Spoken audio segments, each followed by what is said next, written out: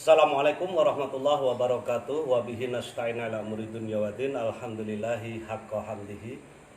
Wassalatu wassalamu ala asyrafil anbiya'il mursalin Muhammadin wa ala alihi wa ashabihi ajmain, amma ba'du. Seperti semalam sudah kita selesaikan surat An-Nas, Falak dan surat Al-Ikhlas yang kita bahas dari 23 tafsir. Sekarang saatnya seperti janji saya semalam, silahkan yang ada bertanya atau yang ada usul. Lutfi, silahkan. Pertanyaan dari mana? Nanti bisa kita rangkum. Iya, ini ada pertanyaan dari Pekalongan. Mohon dibahas kata Allah. Nah, Lutfi sendiri ada pertanyaan? Ada. Silahkan, apa pertanyaannya? Kan kalau di surat Al-Ikhlas disebutkan bahwa Allah itu tidak memiliki kelamin, bukan laki-laki atau bukan perempuan. Nah, tetapi di surat Al-Ikhlas tersebut Qul huwallah. Nah, di kata-kata huwa ini saya garis bawahi kalau kata-kata huwa itu diberikan untuk laki-laki. Ya sudah dipahami. Ya. Jadi pertanyaan Lutfi, mengapa pakai kata huwa?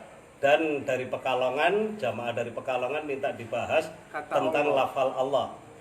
Yasda, silahkan. Ada pertanyaan dari mana? Atau Yasda sendiri? Ini ada pertanyaan dari Banjarmasin. Akidah kulhu, bagaimana secara akidah dalam menyikapi wabah corona? Wah, ini wabah corona. Bagaimana menyikapi wabah corona dengan akidah yang dihubungkan dengan surat Al-Ikhlas. Yasda sendiri ada pertanyaan? Untuk pertanyaan saya nggak ada. Belum ada ya? Belum ada. Nanti di Fanhas ada pertanyaan? Pertanyaannya ini dari Penang, Malaysia.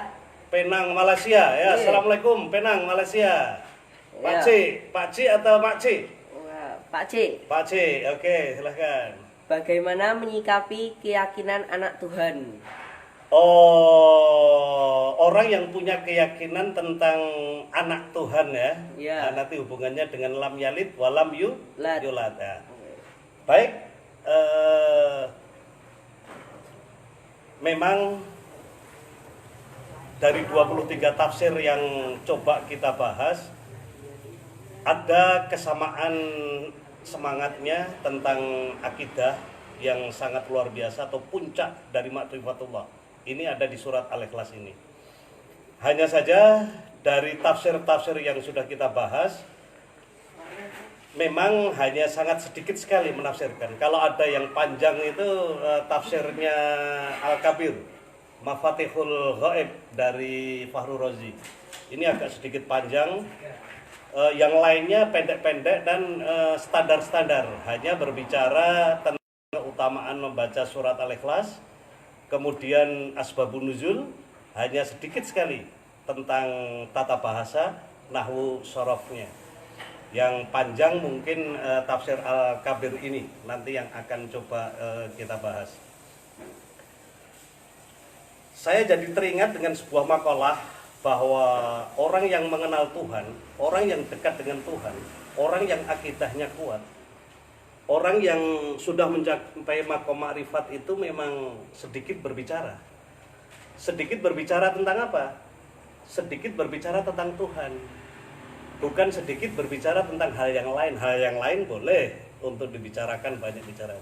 Tetapi kalau berbicara tentang ketuhanan, rata-rata memang banyak diamnya. Karena memang puncak ma'rifatullah itu ada dalam diam itu sendiri. Hanya saja saya akan mencoba mensarikan dari tafsir-tafsir yang sudah kita bahas. Lutfi, Fanhas, Yasda sudah kita bahas ya semalam. Iya. Sama ustadz-ustadz yang lainnya. Iya. Nanti bisa memahami. Memang ada standarnya dalam penafsiran. Saya termasuk orang yang belum mampu untuk menafsirkan, maka saya hanya ingin mensarikan saja.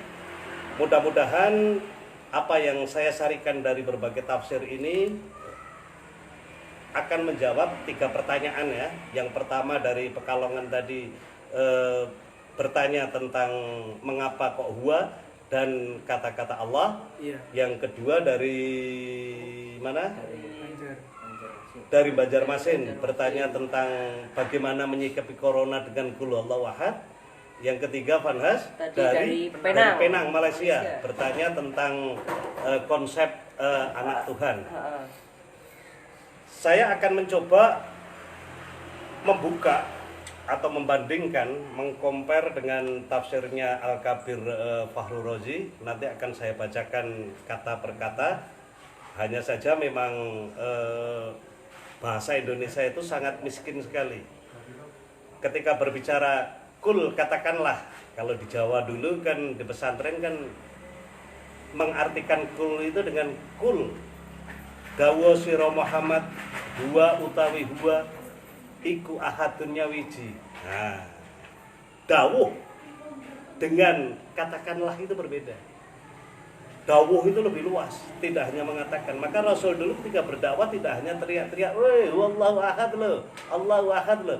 Tetapi lebih dari hanya berteriak-teriak. Memasukkan akidah huwallahu ahad itu yang didawuhkan oleh Allah kepada Rasulullah SAW. Ketika berbicara tentang huwa, mengapa kok pakai huwa?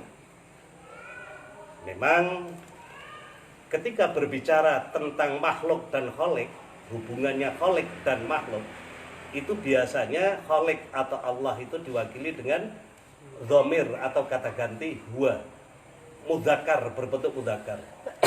Sedangkan makhluk itu berbentuk mu'annas.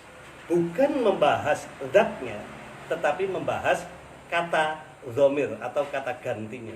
Nah, ini harus dibedakan. Makanya biasanya pakai kata huwa ya, Lutfi tadi sudah terjawab. Kholik itu biasanya kata huwa, makhluk itu dengan mu'annas atau ha. Ketika berbicara tentang kata-kata Allah, kemarin kita sudah membaca tafsir bahwa kata-kata Allah itu muncul pertama kali di surat Al-Ikhlas ini. Sebelum surat Al-Ikhlas ini turun, biasanya Allah memakai kata-kata huruf qasam. Kalau tidak huruf qasam, biasanya pakai kata-kata yang lainnya.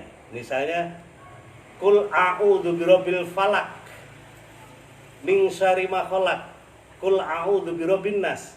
Iqra bismi rabbikal ladzi khalaq. Enggak ada kata-kata Allah di situ. Makanya dalam Qul huwallahu ahad inilah kata-kata Allah pertama kali dimunculkan. Sejarah tentang kata-kata Allah itu sudah banyak dibahas. Ada yang mengatakan berasal dari bahasa Ibrani, bahkan ada di atasnya bahasa Semit. Ada juga yang mengatakan bahwa itu bahasa Arab. Bahasa Arab yang berasal dari isim jamid. Isim jamid itu tidak bisa ditasrif, tidak bisa dielal, tidak ada kata dasarnya atau tidak ada kata asalnya. Tetapi ada juga yang mencoba mengeklal. Saya katakan memaksakan. Berasal dari kata ilah. Ilah itu nakirah, bersifat umum, ditambahi alif dan lam itu bersifat takrif atau makrifat. Jadi kata-katanya berasal dari ilah menjadi al-ilah, disingkat menjadi Allah. Nah, itu kalau berdasarkan bahasa Arab. Banyak sekali kata-kata. Tetapi yang harus diingat, ketika berbicara tentang kata-kata Allah, orang tuanya Nabi Muhammad sendiri bernama Abdullah, Allah di situ. Bahkan ketika berbicara tentang asbabun nuzul dalam tafsir asbabun nuzul Qul huwallahu ahad ini semuanya berbicara tentang asbabun nuzul atau sebab diturunkannya ayat ini. Ada yang mengatakan dari Ubaid, ada yang mengatakan dari Ikrimah, ada yang mengatakan dari Mufaddal. Kalau dalam Maraghi dikatakan saat itu ada salah seorang yang diutus untuk menemui Rasulullah, namanya Amir bin Tufail. Amir bin Tufail diutus oleh Quraisy musyrik saat itu. Pergilah ke Muhammad dengan membawa pesan. Ya Muhammad, Mengapa engkau pecahkan, engkau putuskan tongkat persatuan Bani kita? Apakah engkau sakit? Apakah engkau gila? Apakah engkau miskin? Apakah engkau ingin nikah? Kalau kamu ingin nikah, saya carikan gadis Arab, gadis Quraisy yang sangat luar biasa. Kalau engkau miskin, akan saya kasih harta sebanyak yang engkau mau. Kalau engkau gila, akan kami obati. Apa jawab Rasulullah? Rasulullah mengatakan, aku bukan gila, aku bukan miskin, tetapi aku diutus oleh Allah untuk mengatakan. Saat itulah jatuh ayat ini. Allah mengatakan, katakan kepada mereka, ya Muhammad, huwallahu ahad. Huwallahu ahad. Ahad di sini saya mencoba menerjemahkan dengan nyawiji. Saya tidak berani menerjemahkan dengan satu. Meskipun Nabi Muhammad pernah berkata Allahu wahid, Allahu somad, sah-sah saja. Ini memang banyak perbedaan. Hanya saja saya akan mencoba masuk lewat ahadiyahnya Allah, kesendiriannya Allah. Maka atau bayannya kemudian disusul dengan Allahu somad, lam yalid, walam yulad, walam yakulahu kufuwan ahad. Jadi memang bahasanya sangat luar biasa. Tetapi ketika berbicara tentang Allah, saya jadi teringat dengan sebuah buku atau sebuah kitab, sebenarnya pernah saya terjemahkan tentang lafzul Allah yang dinisbahkan kepada Ibnu Arabi. Di situ dikatakan bahwa kata-kata Allah itu bukan bahasa Arab, berasal dari bahasa Semit atau bahasa sebelum bahasa Arab, yang disusun dari huruf alif, lam, lamnya itu tidak terbatas, baru ha. Sebenarnya lamnya itu tidak terbatas, unlimited. Dibatasi oleh Al-Quran mungkin 99. Ketika berbicara tentang 99, ada hadis yang sangat sahih yang patut kita renungkan ketika berbicara tentang kata-kata Allah. Inna lillahi, sesungguhnya untuk Allah, tis'atan wa tis'aina isman, 99 apanya isman namanya, mi'atun illa wahidan, 100 kurang 1, 99 100 kurang 1. Man ahsoha, barang siapa yang bisa menghitungnya, ahso itu menghitung. Hanya saja kalau saya menerjemahkan yang menguasai. Siapa yang bisa menguasai ha, sengaja dhamir ha ini enggak saya terjemahkan untuk wacana nanti. Maka man dakhalal jannah, orang itu akan masuk surga. Terjemahan bebasnya kira-kira Allah mempunyai 99 nama, 100 kurang 1. Barang siapa yang menguasainya,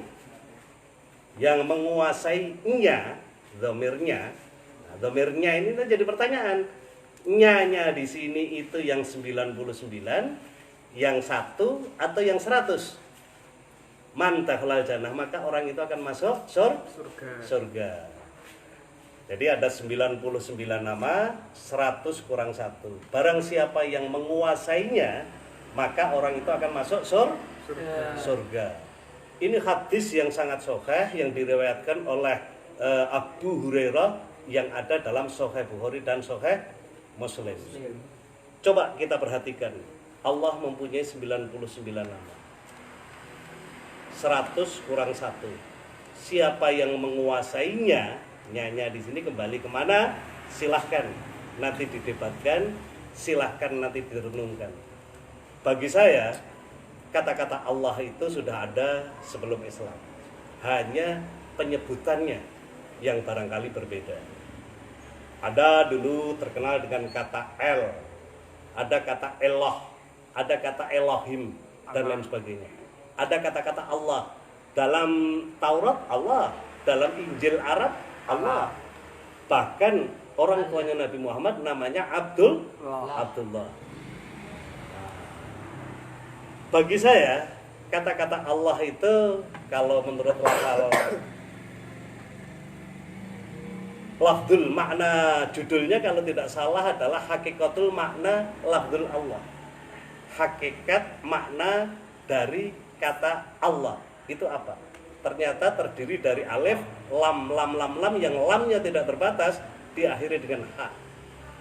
Dibatasi oleh 99 berdasarkan hadis 99 isman asmanya.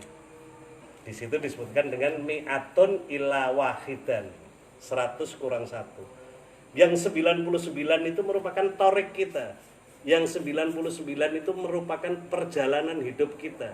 Bagi orang yang sudah menemukan, maka lamnya itu akan dibatasi dengan hak. Itulah yang satu, mi'atun ila wahidan. Ini yang perlu dicari. Itulah puncak dari ma'rifatullah.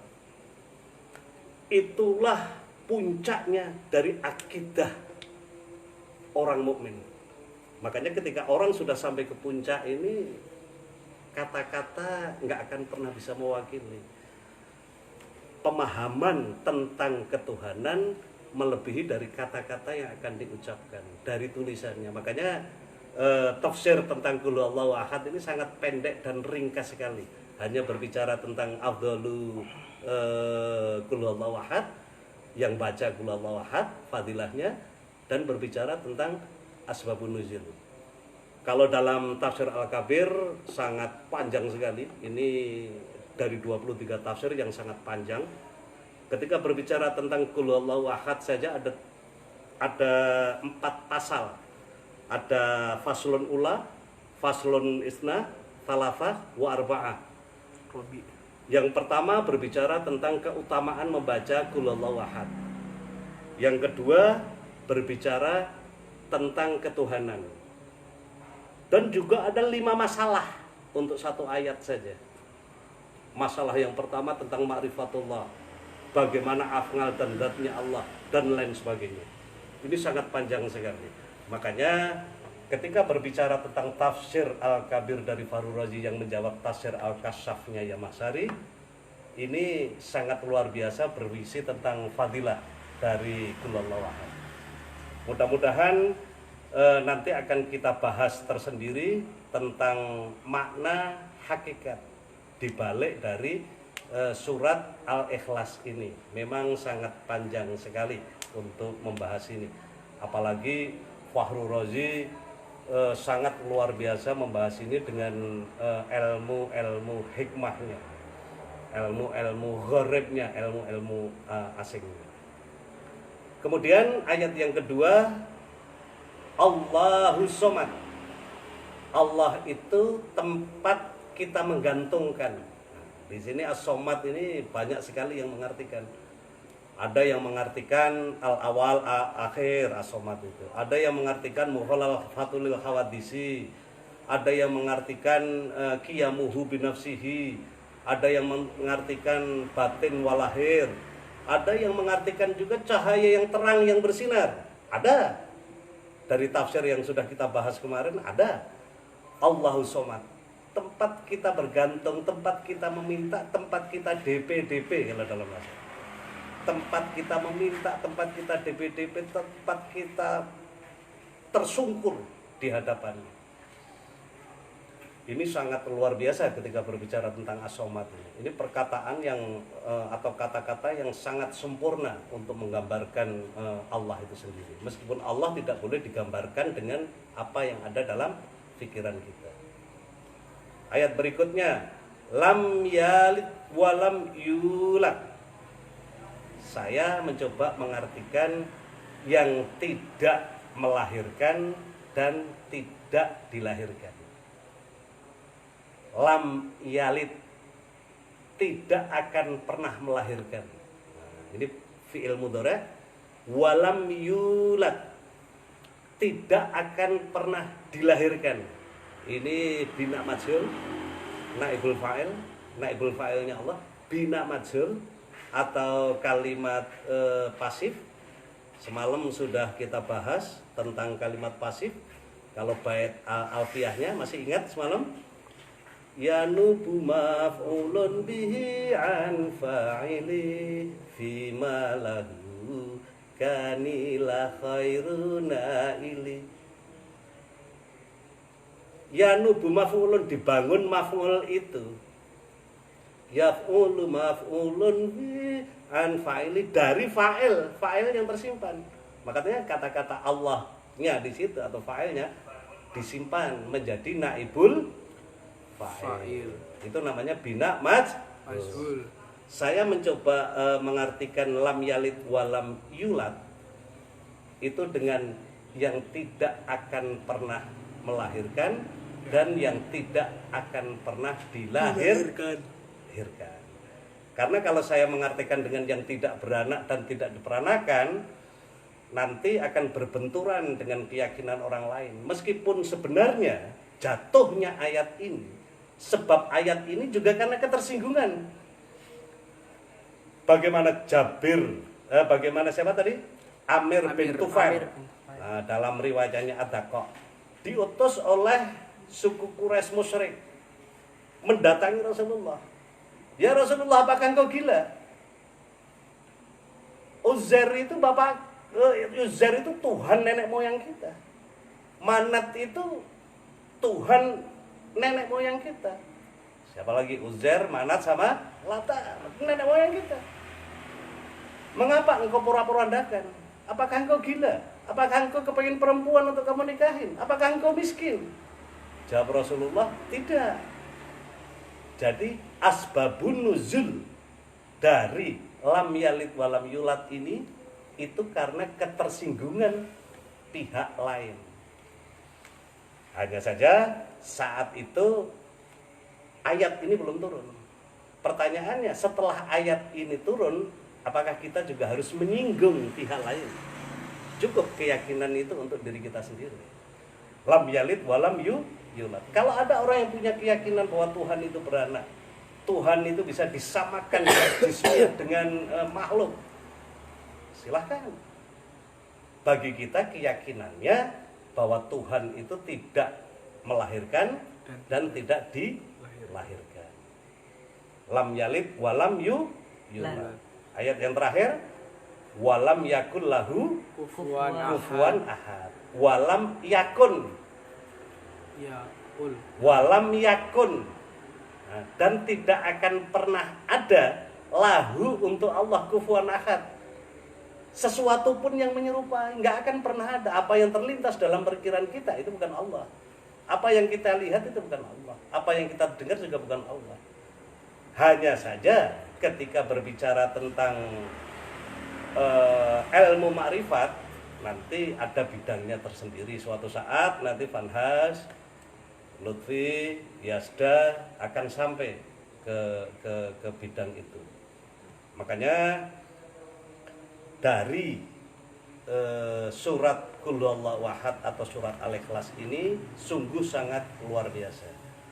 Pertanyaan yang terakhir tadi, bagaimana surat Qul Huwallahu Ahad ini untuk apa tadi?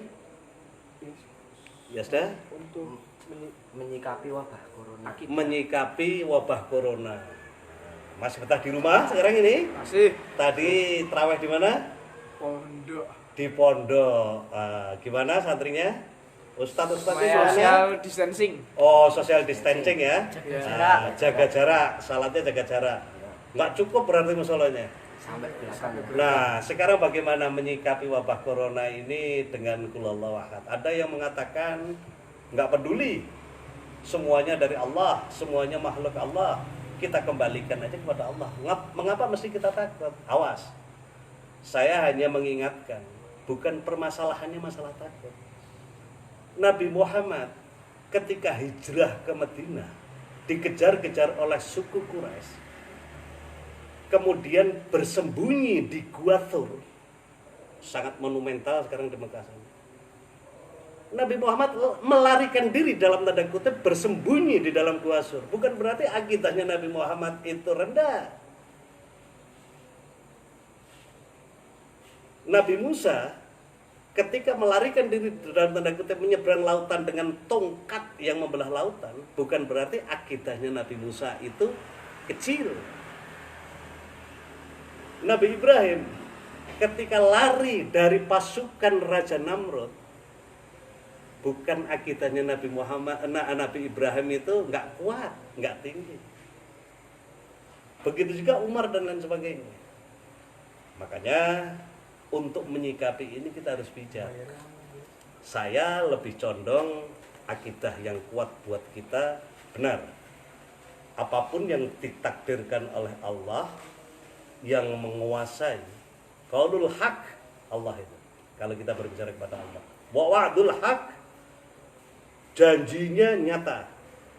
Wal jannatu haq, wan naru haq. Semuanya hak.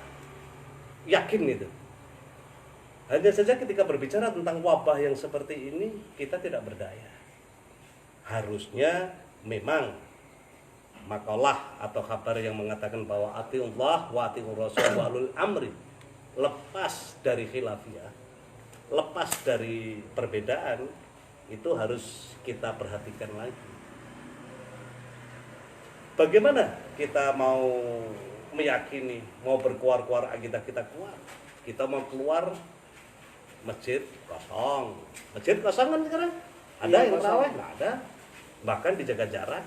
Di pesantren saja sekarang kita sekarang mau pergi haji juga masih ditutup umrohnya. Bahkan menurut saya haji untuk tahun ini kemungkinan besar ditiadakan. Apakah akidahnya orang Islam seluruh dunia karena haji ditiadakan lantas akidahnya rusak?